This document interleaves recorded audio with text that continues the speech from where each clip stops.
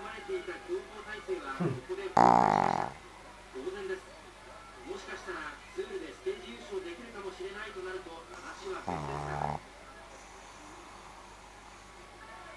さあアタック合戦が始まりました。飛び出したのはロットイネールのフェルデルマンです。その後に続くのはユーロックカーのゴティエとロットソーダルのデヘント。